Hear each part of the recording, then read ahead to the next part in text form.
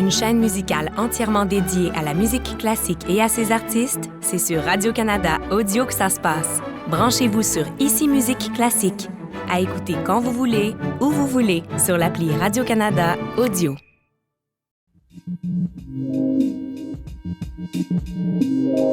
Nous sommes le mardi 6 janvier. Voici à la une.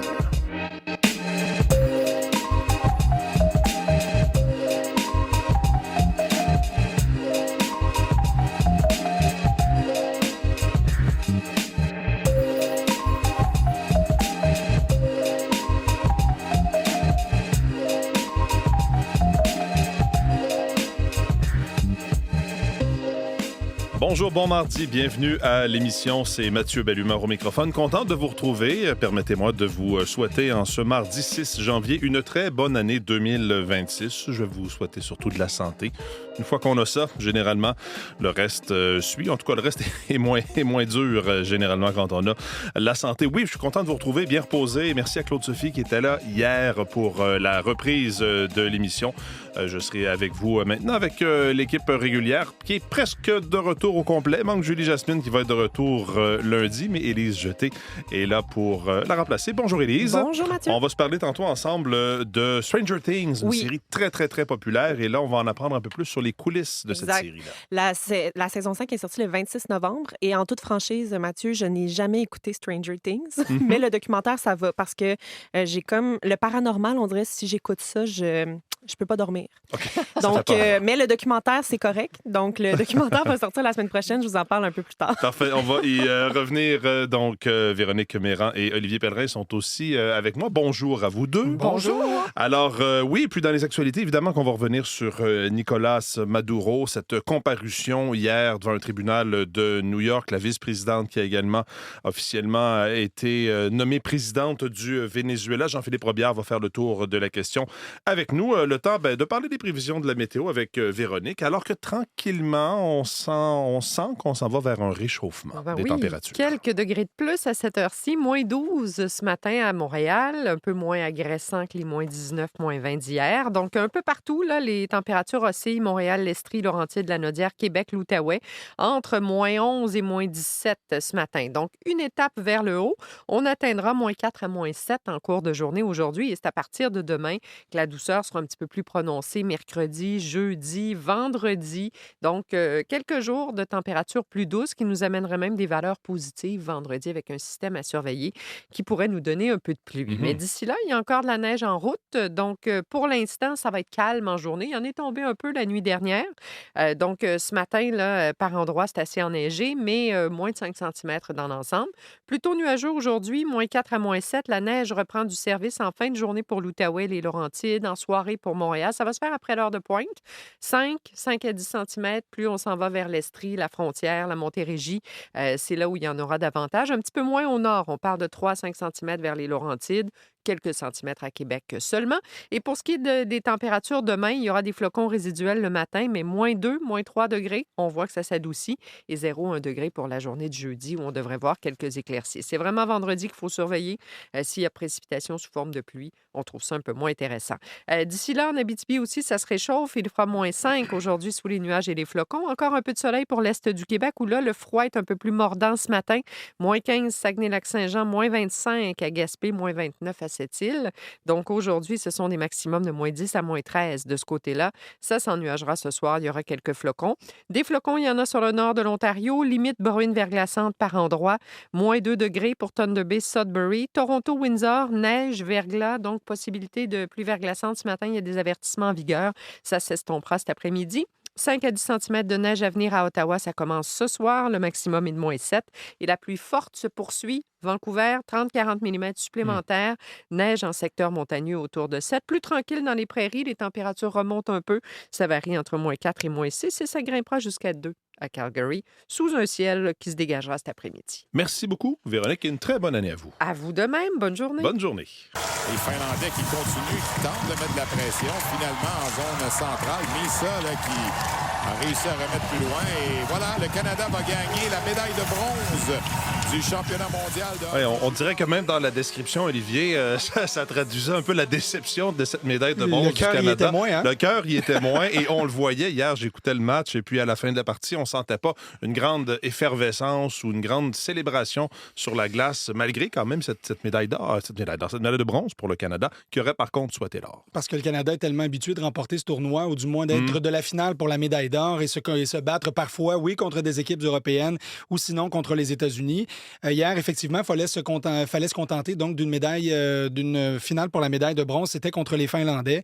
Et ça a été le meilleur visage du Canada qu'on a retrouvé pour cette finale de la médaille de bronze. Une victoire de 6-3 face aux Finlandais. Encore une fois, les gros canons se sont gâtés dans ce match pour la médaille de bronze. Et comme ça, le Canada est monté sur la troisième marche de ce podium. Oui, il y avait beaucoup de déceptions, mais il y a quand même aussi, faut peut-être constater aussi que le hockey est un peu plus partagé internationalement parlant.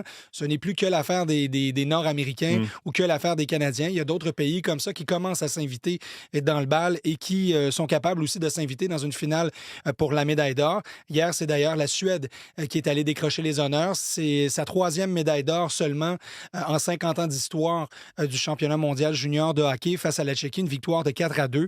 Donc peut-être une meilleure parité. Ça donne aussi un très beau spectacle. La finale pour la médaille d'or, ça en a été toute une domination suédoise, mais quand même avec une belle opposition aux Tchèques. Donc, quand même un beau tournoi. Et pour les Américains qui ont organisé le tournoi, certainement qu'il y avait de la déception parce que les États-Unis avaient remporté les 2 dernières éditions du tournoi et malheureusement pour eux, ils ont été laissés de côté pour les demi-finales et les finales pour les médailles d'or et médailles de bronze. Donc, voilà, médaille de bronze pour le Canada qui pourra quand même célébrer une belle fin de tournoi avec une victoire et qui devra peut-être revoir à la table à dessin qui peut composer une bonne équipe l'année prochaine pour peut-être tenter de retrouver la première marche de ce podium. Ouais, au moins, quand on gagne la médaille de bronze, on termine ça avec une victoire. Quand on gagne la médaille d'argent, on perd la médaille d'or, effectivement. C'est peut-être plus difficile. Voilà. Les espoirs canadiens en ski acrobatique qui pourront s'exécuter à la maison et peut-être faire un pas de plus vers les Jeux olympiques qui commencent dans moins d'un mois. Dans moins d'un mois, parce que les dernières Coupes du monde de cette année olympique là, qui précède donc la présentation des Jeux olympiques se tiendront au cours des prochaines semaines. Et là, au Québec, on aura la chance d'accueillir 2 Coupes du monde cette semaine. Donc, aujourd'hui et demain, ce sera présentation des Coupes du monde de ski acrobatique saut. Il y a Marion Thénault, entre autres, qui est une des figures de l'équipe canadienne, déjà qualifiée pour les Jeux olympiques, mais qui tentera peut-être de retrouver un peu de confiance à la maison. Elle, qui vient de subir une commotion cérébrale, retrouve à peine ses moyens, donc sera devant parents et amis pour retrouver peut-être ses sensations et peut-être retrouver pourquoi pas un podium lors de cette épreuve à Lac-Beauport. Il y aura aussi des skieurs du côté masculin aussi qui voudront peut-être s'inviter dans la discussion pour une participation aux Jeux olympiques parce que rien n'est joué. Donc, chaque résultat pourrait déterminer une participation ou pas aux Jeux olympiques. Et plus tard cette semaine, donc vendredi et samedi à Saint-Côme, donc dans la Naudière ici au Québec, ce sera présentation des épreuves individuelles et parallèles de ski de boss. Et là, on surveille Michael Kingsbury qui s'est blessé un peu plus tôt cette année, pas à 100%, même si le chiffre 100 est important parce qu'il tentera de remporter sa 100e victoire en Coupe du monde, pourrait le faire à la maison, mais il n'est pas son état de santé n'est pas idéal. On laisse nous parler justement de sa préparation en vue de cette épreuve du week-end. Je suis pas à 100% présentement, mais je me sens vraiment bien. Je viens de faire... Écoute, les 4 dernières journées de ski que j'ai faites, j'ai été pain-free. C'est sûr que ma préparation présentement... C'est pas la plus optimale en termes, j'ai pas fait beaucoup de journées sur la neige, mais en même temps, avec la blessure que j'ai, je trouve qu'on a fait un travail exceptionnel puis le plus optimal avec ce que j'ai.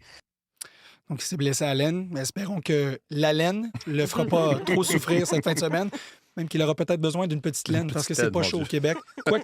Quoique, ça pourrait peut-être changer pour le week-end. Un peu plus doux en fin de semaine, effectivement. Merci beaucoup, Olivier. Bonne année. Au revoir.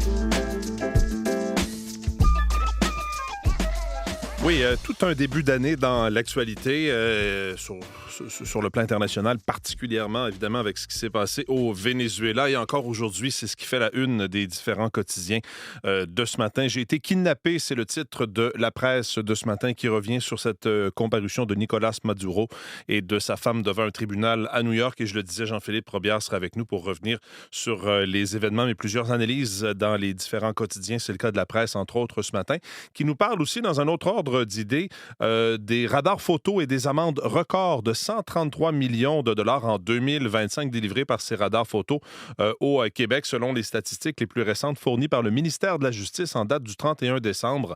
Des radars photo mobiles ont été déployés dans plus de 328 endroits différents sur le réseau routier.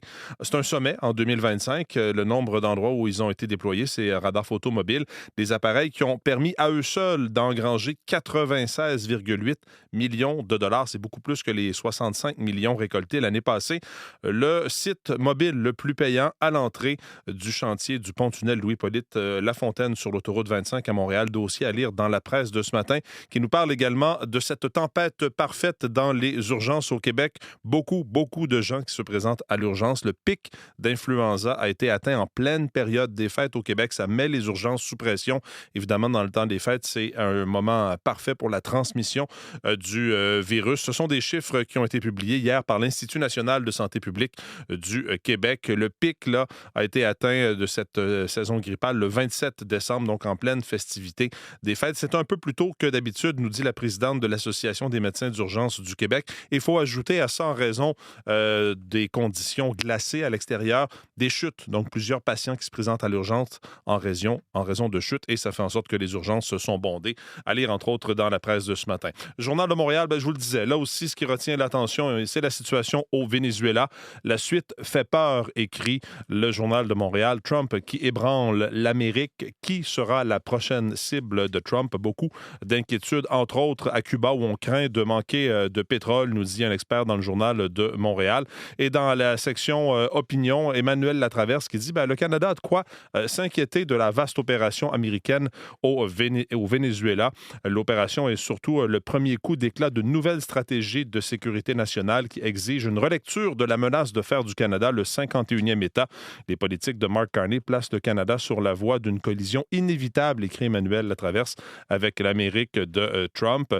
Donc, vous pourrez lire son analyse dans la presse de ce matin. Selon elle, plus le Canada investit pour se libérer de sa dépendance aux États-Unis, plus Trump voudra nous asservir davantage. Dans le Devoir, il est aussi question, évidemment, de cette comparution hier spectaculaire de Maduro devant ce tribunal de New York. Lui qui dit « Je suis toujours le président de mon pays ». Et aussi dans le Devoir, on se pose la question en lien avec le Canada. Est-ce que, par exemple, la crise pourrait être utile pour les partisans des énergies fossiles au Canada? L'industrie et le gouvernement albertain devraient plaider pour de nouveaux pipelines et des projets de GNL, de gaz naturel liquéfié, y compris vers le Québec. C'est ce qu'écrit Alexandre Shield dans le Devoir de ce matin. C'est aussi ce qui retient l'attention du Globe and Mail, mais qui fait aussi sa une avec Chrystia Freeland, qui va démissionner comme député et qui va devenir envoyée spéciale après que Zelensky l'ait nommée conseillère économique. Donc, l'ancienne ministre libérale va quitter son poste et va devenir donc effectivement une conseillère économique pour la reconstruction de l'Ukraine. Hier, il y a eu beaucoup de pression de formuler dans la journée de la part notamment de députés du Parti conservateur qui disaient qu'elle aurait dû démissionner avant même d'accepter ce rôle auprès de M. Zelensky parce que ça la plaçait en situation de conflit d'intérêts. On a finalement appris hier à la fin de la journée qu'elle démissionnait de son poste donc pour devenir conseillère effectivement auprès de l'Ukraine. Donc, le Globe and Mail qui en fait sa une. Et je termine avec le site de Radio-Canada. Un dossier de nos collègues de la facture de la cocaïne annoncée sur Facebook et livrée à votre porte. Exit donc l'achat de drogue dans les bars au coin de la rue. On peut maintenant s'en procurer dans le confort de son foyer en naviguant, non pas sur le web clandestin, mais bien sur un web accessible à tous. C'est ce qu'a constaté l'émission La Facture, dossier de Stéphanie Dupuis. Plusieurs sites donc qui nous permettent de commander, par exemple, de la cocaïne déposée dans un panier virtuel qu'on paie par carte de crédit. Colis livré quelques jours plus tard par Poste Canada. Donc, La Facture qui en a fait l'expérience. Vous pouvez lire le compte-rendu de Stéphanie Dupuis sur le site de Radio-Canada ce matin.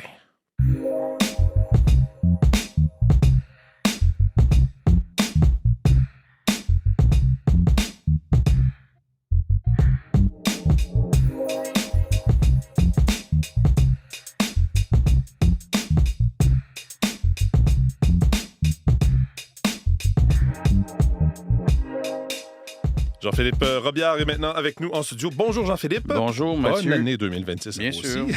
On se souhaite de la santé. De la santé, c'est ce que je souhaite en début d'émission. De l'amour. De l'amour. OK, un peu de paix. Un peu, oui, juste un peu. Hein. Ça part fort en actualité internationale. Oui. Tout le monde regardait hier cette comparution aux États-Unis. Le président vénézuélien Nicolás Maduro et sa femme qui ont comparu à New York sous très haute sécurité. Ils ont plaidé donc non coupables. Ils font face à 4 chefs d'accusation en lien avec le trafic de drogue. Oui, et c'est sans surprise, Mathieu, qui a plaidé non coupable à ces 4 chefs d'accusation, dont narcoterrorisme, trafic de drogue et d'avoir encouragé le port d'armes destructrices, comme des mitrailleuses. Alors, devant le juge Nicolás Maduro, qui a 67 ans, et sa femme, qui en a 69, eh bien, ils étaient vêtus tous les deux d'une tenue de prisonniers de couleur orange. Et c'est vraiment avec un ton défiant là, qui s'est présenté Nicolás Maduro devant le juge, s'est présenté comme le président du Venezuela, comme si rien n'avait changé. Président du Venezuela, dit-il, victime d'un enlèvement devant la cour, il a dit « Je suis innocent ». Et à sa sortie de l'audience, Mathieu, il a même dit « Je suis un prisonnier de guerre ». C'est une comparution qui a duré à peine 1 heure. Le couple doit revenir en cours le 17 mars prochain. Il y a l'expert et avocat, expert de la politique américaine et avocat, Olivier Piton, là, qui s'attend à ce que la défense mette de l'avant 2 points précis lors de ce procès là, qui va débuter au mois de mars. On l'écoute. C'est d'une part la contestation de la légalité de la capture, eux appellent ça un enlèvement, et deuxièmement, ils vont invoquer également l'immunité présidentielle que Nicolás Maduro peut arguer en qualité d'ancien chef d'État. Mais très honnêtement, il y a peu de chances que cela puisse aboutir. Ça n'avait pas abouti pour le général Noriega en 1990 dans les mêmes circonstances. Il y a peu de chances que ça aboutisse cette fois-ci. Alors, s'il est reconnu coupable, Nicolás Maduro, Mathieu, pourrait être condamné à 30 ans de prison. Et alors qu'il comparaissait avec sa femme à l'extérieur du palais de justice, il y avait des gens, des Vénézuéliens, là, qui manifestaient, certains pour son régime, pour lui, alors que d'autres, évidemment, manifestaient contre lui et félicitaient là, les gestes qui avaient été posés par l'administration Trump. Et pendant ce temps, l'ONU, l'Organisation des Nations unies, tenait une réunion d'urgence. Oui, justement, sur cette opération qui a été menée par les États-Unis samedi à Caracas et qui a mené, on le sait, à la capture de Nicolás Maduro et de sa femme. C'est une intervention qui est dénoncée par plusieurs pays. Le secrétaire général de l'ONU qui s'inquiète du précédent qui est causé par cette opération des États-Unis dans les relations entre les nations. Selon lui, les États-Unis ont carrément violé la charte des États-Unis. There is no war against Venezuela. Et celui qu'on entend, c'est Mike Waltz, ça, c'est l'ambassadeur des États-Unis aux Nations unies, qui, lui, s'est défendu en disant que ce n'est pas une guerre contre le Venezuela, que c'est plutôt une opération policière pour arrêter un trafiquant de drogue. Il y a un représentant français qui a dit que l'arrestation de Nicolás Maduro, ça érode les fondements de l'ordre international, alors que l'ancien ambassadeur du Canada aux Nations unies, Bob Ray, lui aussi est préoccupé. Si les États-Unis insistent que toute l'hémisphère de l'Ouest, c'est la nôtre, c'est ce qu'ils ont dit, c'est dans le média social du président. Et il y a une quarantaine de pays souverains dans l'hémisphère, et puis on doit poser la question de c'est pas comme ça qu'on fait la politique, qu'on peut continuer la discussion. La situation est très grave. Et au même moment, hier, là, il y a la vice-présidente du Venezuela, Delcy Rodriguez, qui a prêté serment et donc qui va assurer l'intérim du pouvoir. Mais c'est clairement, concrètement, c'est le même régime là, qui est toujours en place avec les mêmes gens qui l'entourent. Et les mêmes gens qui sont au gouvernement, qui étaient là, effectivement, quand Nicolás Maduro était le président du pays. On va continuer à suivre les développements un peu plus tard aujourd'hui avec vous, entre autres. Merci beaucoup, Jean-Philippe. Merci, au revoir. Bonne journée.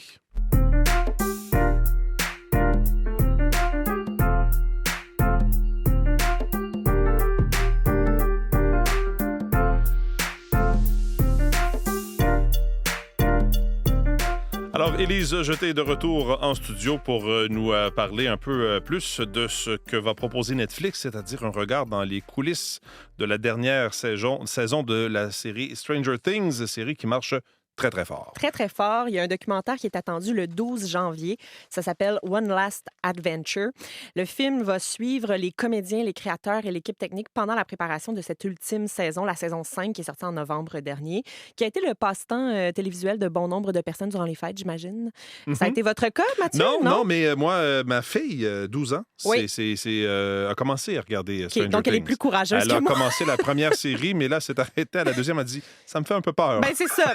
C'est ça que je disais d'entrée de jeu que je dormais pas à cause de ça. Donc, moi, je l'ai pas regardé, mais le documentaire, ça va. Donc, les frères Duffer qui ont créé la série disent qu'ils ont voulu clore l'aventure avec ce documentaire-là parce qu'ils ont été inspirés par les films de tournage du Seigneur des Anneaux où on voyait tous les dessous.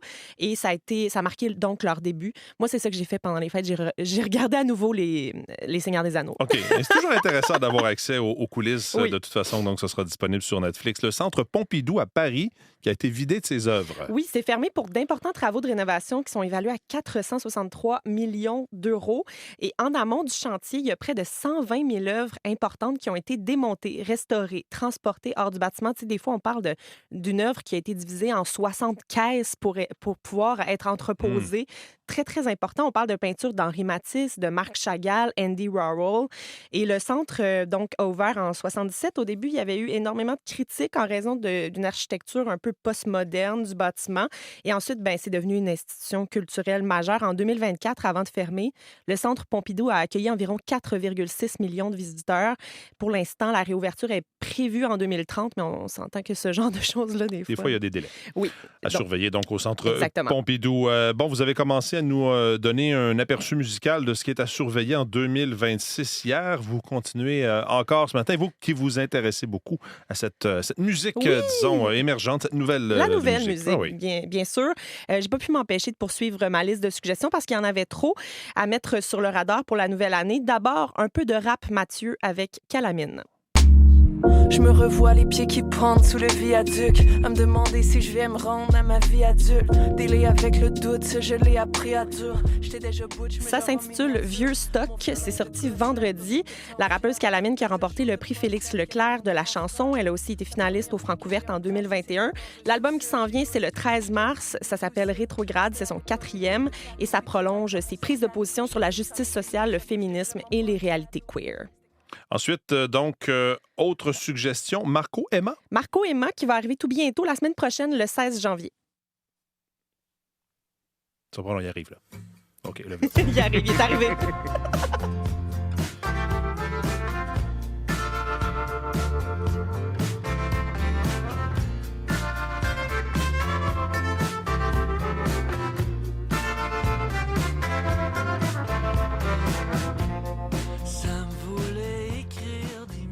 La pièce 1, 2, 3, sur son premier album qui s'appelait Anyway, Mommy Love, il rendait hommage à son père décédé en 2022. Et là, avec un nouvel album, Soleil mâché, on va dans quelque chose de plus lumineux, plus rock, des rythmes très entraînants. Marco Emma. Vous écoutez ici Radio-Canada Première. Aussi disponible en direct sur Radio-Canada Audio. Du cœur aux idées.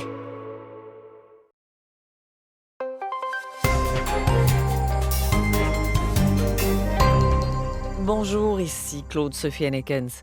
À New York, le président déchu du Venezuela, Nicolas... Du 6 au 22 février, tous les regards seront rivés sur les exploits de nos plus grands athlètes. Vivez l'expérience complète des Jeux olympiques d'hiver de Milano-Cortina sur ICITO.tv. Frisson garanti.